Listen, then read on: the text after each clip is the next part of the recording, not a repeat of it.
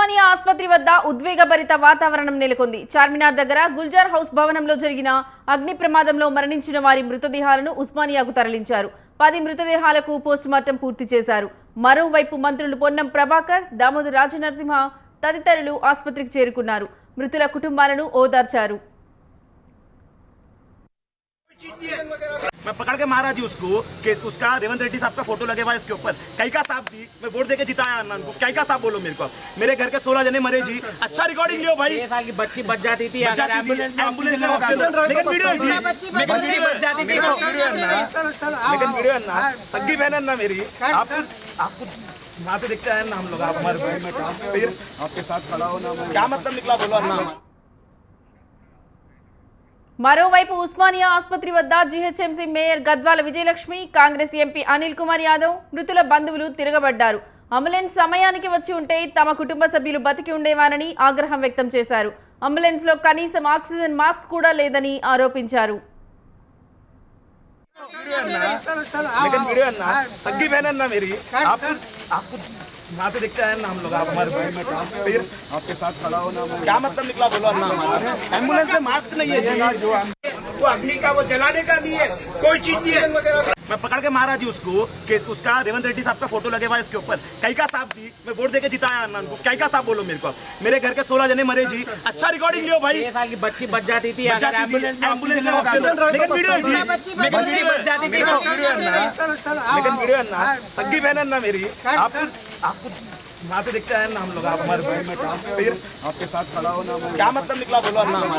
Ambulance में mask नहीं है जो वो अग्नि का वो जलाने का नहीं है कोई चीज नहीं है। मैं पकड़ के मारा जी उसको कि उसका रेवंत रेड्डी साहब का फोटो लगे हुआ है उसके ऊपर। कैका साहब जी मैं वोट देके जिताया अन्ना को। कैका साहब बोलो मेरे को।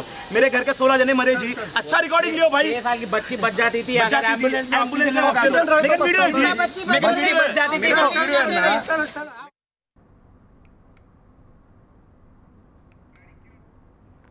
చార్మినార్ మృతుల కుటుంబాలకు ప్రభుత్వం ఎక్స్గ్రేషియా ప్రకటించింది. మృతుల కుటుంబాలకు 5 లక్షల చొప్పున నష్టపరిహారం ప్రకటించింది. ఘటనలో 17 మంది చనిపోవడం బాధాకరమని డిప్యూటీ సీఎం బట్టి విక్రమార్క అన్నారు.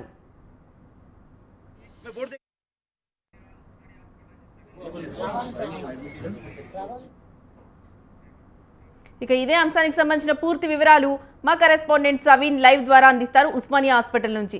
సవీన్ చెప్పండి, ఈ ఘటనకు సంబంధించి అక్కడున్న లేటెస్ట్ అప్డేట్స్ ఏంటి?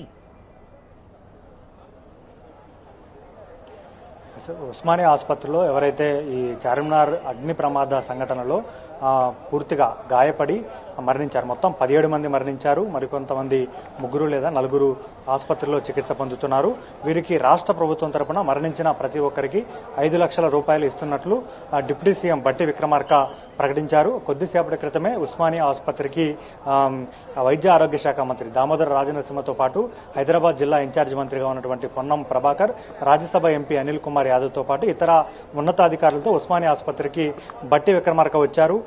బాధిత కుటుంబ సభ్యులను పరామర్శించారు, వారితో మాట్లాడారు, వారికి ధైర్యం చెప్పారు. ముఖ్యంగా ఇట్లాంటి ఘటన దురదృష్టకరమైన ఘటనగా బట్టి విక్రమార్క పేర్కొన్నారు. ఇప్పటికే హైదరాబాద్ నగరంలో ఫైర్ సేఫ్టీకి సంబంధించి వ్యాపార సముదాయాల్లో కావచ్చు, నివాస సముదాయాల్లో ఫైర్ సేఫ్టీకి ఏ విధమైన భద్రత పాటించాలి అనే దానిపైన రాష్ట్ర కేబినెట్ 2-3 సార్లు చర్చించింది. త్వరలోనే దీనిపైన ఒక నిర్ణయం తీసుకోవాల్సి ఉందంటూ కూడా బట్టి విక్రమార్క స్పష్టం చేశారు. ముఖ్యంగా ఎవరైతే 17 మంది మరణించారో చార్మినార్ అగ్ని ప్రమాద సంఘటనలో 17 మంది ప్రజలు ప్రాణాలు కోల్పోయారు. ఒకే కుటుంబ సభ్యులు, అందులో 8 మంది చిన్నారులు ఉన్నారు, మిగిలిన వాళ్ళు పెద్దవారు ఉన్నారు. వారంతా మరణించారు కాబట్టి వారి మృతదేహాలను సందర్శించారు, కుటుంబ సభ్యులకు ధైర్యం చెప్పారు.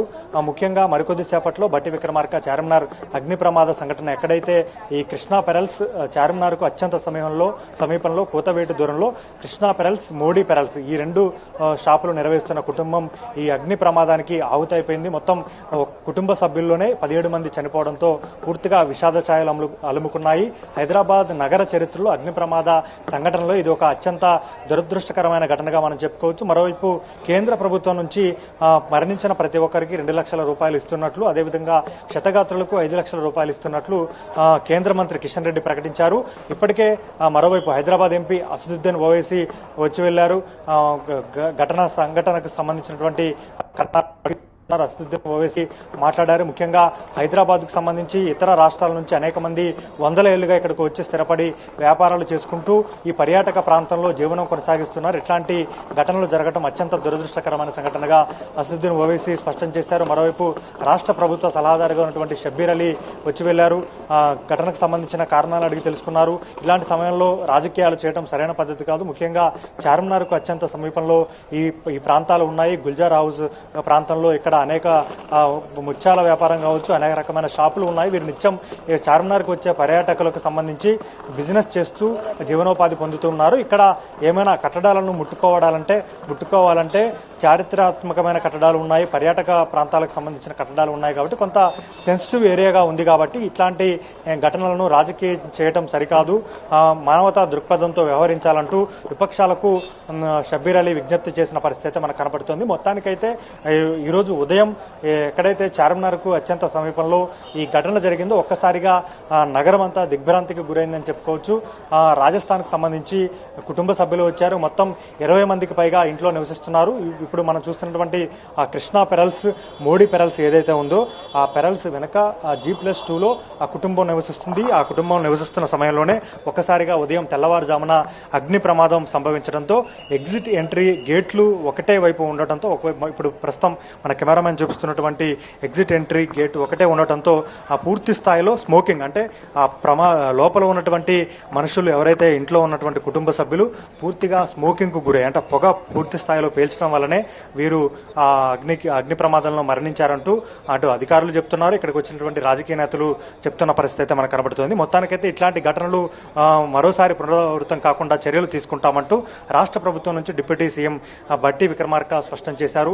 ఇక అధికారులు, జిహెచ్ఎంసీ అధికారులు, మరియు ఫైర్ సేఫ్టీ అధికారులు కూడా ఇట్లాంటి ఘటనలు హైదరాబాద్లో జరగకుండా దృష్టి సారించాల్సిన అవసరం మాత్రం మనకు కనబడుతుంది. ముఖ్యంగా వ్యాపారస్తులు తమ వ్యాపార సముదాయాలను నిర్వహించాలంటే, వ్యాపార దుకాణాలను నిర్వహించాలంటే ఫైర్ సేఫ్టీకి సంబంధించి కావచ్చు, జిహెచ్ఎంసీకి సంబంధించి కావచ్చు కొన్ని రూల్స్ అయితే ఖచ్చితంగా పాటించాల్సిన అవసరం ఉంది.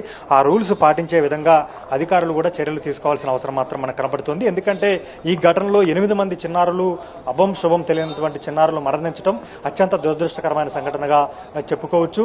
పూర్తి స్థాయిలో అగ్ని ప్రమాదం జరిగింది లోపల G+2లో. ఈ షాపుల వెనక G+2లో వాళ్ళు నివసిస్తున్నారు. కాబట్టి ఫస్ట్ షార్ట్ సర్క్యూట్ జరిగింది. షార్ట్ సర్క్యూట్ జరిగిన తర్వాత ఏసీ కంప్రెషర్లు పేలినట్లుగా తెలుస్తోంది. దీంతో పూర్తి స్థాయిలో పొగ దట్టంగా అలుముకోవడంతో బయటికి ఏ విధంగా రావాలో తెలియక లోపలే ఉండిపోయారు. దీంతో మొత్తం 20 మందికి పైగా క్షతగాత్రులకు గురయ్యారు. అందులో 17 మంది తమ ప్రాణాలు కోల్పోయిన పరిస్థితి కనపడుతుంది. ఉస్మానియా ఆసుపత్రి వద్ద బంధువుల రోదనలు, వారి రోదనలు మాత్రం ఆర్తనాదాలు అరణ్యరోధనగా ఉన్నాయని చెప్పుకోవచ్చు. ఉస్మానియా ఆసుపత్రికి మొదట రాజ్యసభ ఎంపీ అనిల్ కుమార్ యాదవ్, మరోవైపు జిహెచ్ఎంసీ మేయర్ గద్వాల విజయలక్ష్మి రాగా బంధువులు ఎవరైతే చనిపోయారో వారి బంధువులు వారిపై ఆగ్రహం వ్యక్తం చేసిన పరిస్థితి కూడా మనకు కనపడింది. ఎందుకంటే సరైన సమయంలో వెంటనే సమాచారం అందంగానే అంబులెన్సులు, ఎయిర్ అంబులెన్సులు, ఆక్సిజన్ ఉన్నటువంటి అంబులెన్సులు పంపిస్తే కొంత ప్రమాద తీవ్రత తగ్గేది అంటూ వారిపై కొంత ఆగ్రహం వ్యక్తం చేసిన పరిస్థితి మనకు కనబడుతుంది. కానీ ప్రభుత్వం వైపు నుంచి మాత్రం పూర్తి స్థాయిలో ప్రమాదం ఎప్పుడైతే 6-15 నిమిషాలకు ప్రభుత్వానికి సమాచారం తెలిసిందో అధికారులకు వెంటనే ఫైర్ ఇంజన్లు మొత్తం 12 ప్రాంతాల నుంచి ఫైర్ ఇంజన్లను రప్పించాము. వివిధ ప్రాంతాల్లో రెస్క్యూ టీమ్స్ వచ్చాయి, పోలీసులు వచ్చారు, అధికార యంత్రాంగం వచ్చింది. రాష్ట్ర ప్రభుత్వం తరఫున హైదరాబాద్ ఇన్ఛార్జ్ మంత్రిగా ఉన్నటువంటి పొన్నం ప్రభాకర్ను వెంటనే సీఎం అలర్ట్ చేసి ఇక్కడికి పంపించారంటూ కూడా రాష్ట్ర ప్రభుత్వం నుంచి ఒక స్పష్టమైన ప్రకటన అయితే వచ్చింది. మొత్తం 17 మంది ఈ ప్రమాదంలో మరణించినట్లు రాష్ట్ర ప్రభుత్వం నుంచి కావచ్చు, అధికారుల నుంచి ప్రత్యేక ప్రకటన కూడా వెలువడైంది. మృతుల కుటుంబాలను ఆదుకుంటాము, మరోసారి ఇట్లాంటి సంఘటనలు జరగకుండా చూసుకుంటామంటూ కూడా రాష్ట్ర ప్రభుత్వం అయితే ఒక స్పష్టమైన ప్రకటన జారీ చేసింది. Right సవిన్, thank you. अच्छा रिकॉर्डिंग लियो भाई। 6 साल की बच्ची बच जाती थी अगर एम्बुलेंस में ऑक्सीजन लेकिन वीडियो है जी, लेकिन बच्ची बच जाती थी। लेकिन वीडियो है ना, सगी बहन है ना मेरी, आपको वहाँ पे दिखता है ना हम लोग, आप हमारे भाई, मैं आपके साथ खड़ा हो ना।